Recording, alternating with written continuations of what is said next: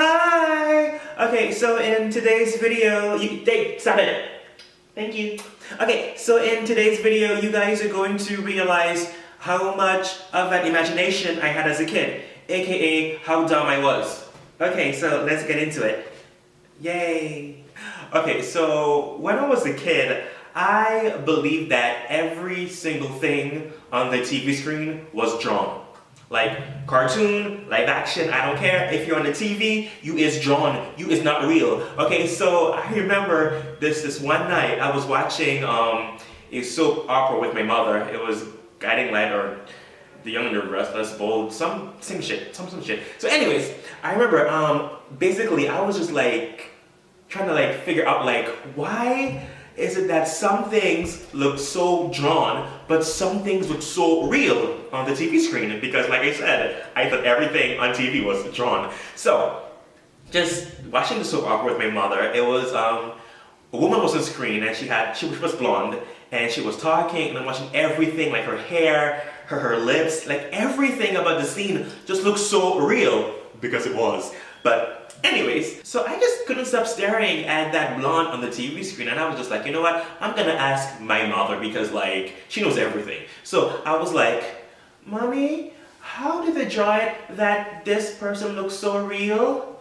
And I swear to God, my mother looked at me like I was fucking stupid. Like, she just looked at me like, who the fuck raised this dumb ass little bitch? Like, that is not mine. Like, no, take it back. But you know, she jumped into mother mode really quick, and she was like, Sweetie, that's a real person. Those are actors. They are people like you and me. They are not drawn. On the outside, I was like, okay. But on the inside, I was like, lady, you is wrong. You don't know what you're talking about. That is not real, okay? If she's so real, how in the hell did she get in the TV in the first place? Like, what?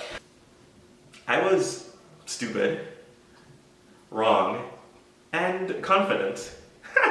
I was a douchebag. Okay, so this next situation that happened to me, I think that a majority of people can relate to, because like, the reason why I thought this was because of the adults in my life. And I am pretty sure everybody else who can relate will blame their parents. And pretty much, as a kid, I was one of the ones to believe that if you swallow the seed, that a tree will grow inside of you.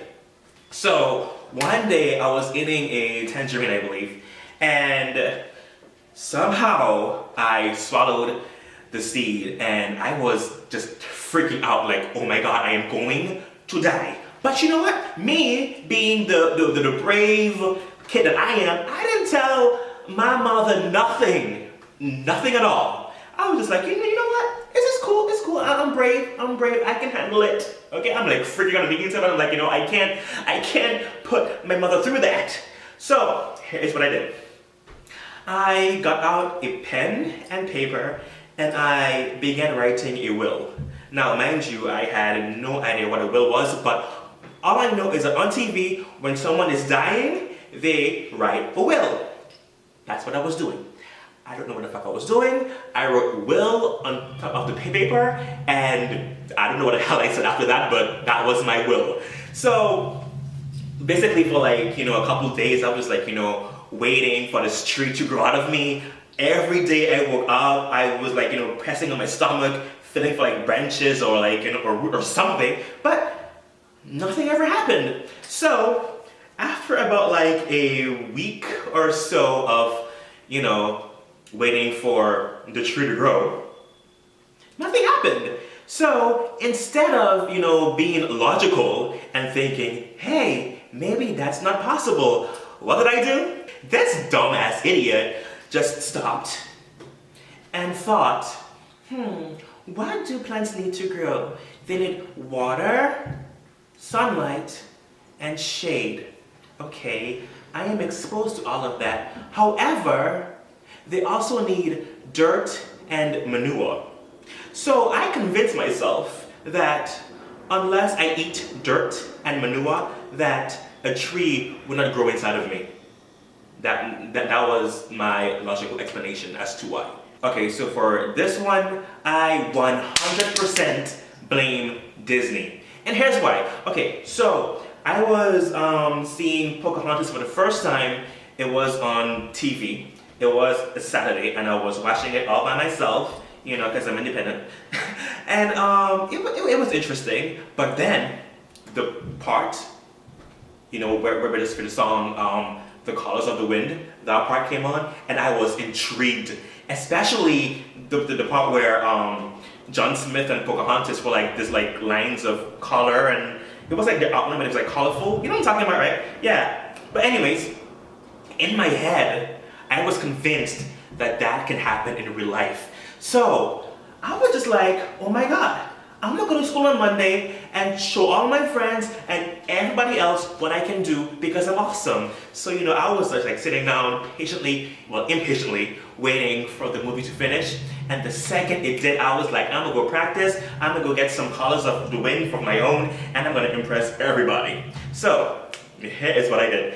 I went outside and I began running up and down my hill. And I'm looking behind me, looking for Colors of the Wind, but nothing happened. So I was like, you know what? Maybe it's because I'm not singing the song. Now, mind you, this is the first time I saw that movie, so the only lines I knew were, can you paint with all the colors of the wind, and some other random words. So here I am once again, running up and down my hill, singing random words from that freaking song, looking for colors behind me, yet nothing happened. But never the one to quit. What did I do? I was like, hold up. Pocahontas has long, black, flowing hair. So I went in the house, found a black shirt, put it on my head. Once again, ran up and down my hill, basically like making my freaking shirt hair flow, singing, looking for colors of the wind. Still, nothing happened. So I'm like, okay, this isn't right, yo. I got pissed off, right? I was just so freaking upset. I went in the house, just like jumped on the couch, take the shirt off my head, slam it on the floor, and was like, you know what? This is BS, okay? And my reason for not having colors of the wind on my own is that I was not Indian. Yeah, that was my logical explanation. That's how dumb I was. And yeah, all this time I was like doing my little running up and down. My aunt was just staring at me like, oh God, here we go again. This little dumb ass little bitch. Because basically at this point, my family was used, sorry, at this point, my family was used to my like freaking shenanigans. Because they were just like, oh, there goes Crazy Tony again, doing this crazy ass shit. Let's not make him angry because he may pop. Okay, yeah. Okay, so I am gonna share one more story with you people because I just feel like the more I talk about it, I'm sorry, I'm sorry, I'm thinking about like all of the dumb shit I did as a kid, and I'm just like shocked at how I survived being on Earth this long by myself. Okay, so this next story I'm gonna share will basically give birth to like 3 or 4 things. Number 1, you guys are going to realize how dumb I really am. Number 2, you guys are going to think that I have the makings of a serial killer. Number 3, PETA, aka the people for the ethical treatment of animals, they're gonna hate me. Okay, and here's why. So, basically, when I was a kid, I thought I was like, you know, a good Samaritan and stuff, like, you know, yeah. So, whenever it rained, the backyard, some parts of it used to get muddy and stuff, right? And for some reason, that's when the frogs came out.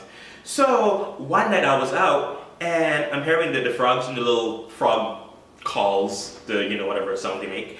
And I'm like, oh my God, the poor frogs, here they are, just like playing in the dirt. So me, being the good Samaritan, I caught one, I went to the bathroom, and I washed it off.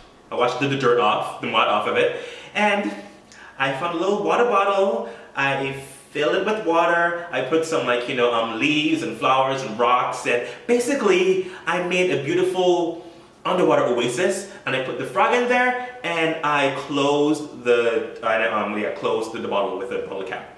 Duh. And you know, I'm like, oh my god, look at it! And then I'm looking at the frog walking up and down the little branch or whatever I had on there. And I was like, oh my god, it's so cute! And then, you know, I went to sleep, and I woke up the next day, and the frog was dead. I'm pretty sure at this point you kinda knew why the frog died, right? Bottle of water, water all the way up, cap closed. Yeah, I didn't realize why the frog died until I was like 20. But anyways, it gets better. So I kept doing that, like every single time it rained and I caught a frog. I kept doing that, and for the life of me, I could never figure out why the frogs always died the next day. Because basically, I was just like, you know what? Maybe I'm just catching old frogs. Maybe that's what it is. It wasn't until I was 20 and I was sharing this story with my best friend, and he was like, jackass, you do realize that by closing the bottle, the frogs had no oxygen, right? And I was like, but they're underwater, they have gills and shit. He was like, you do realize that there are land frogs, right? That they need oxygen. And I was like, oh, that makes sense now. But yeah, I had no idea what the fuck I was doing until I spoke to my best friend, and he basically opened my eyes to me basically killing frogs.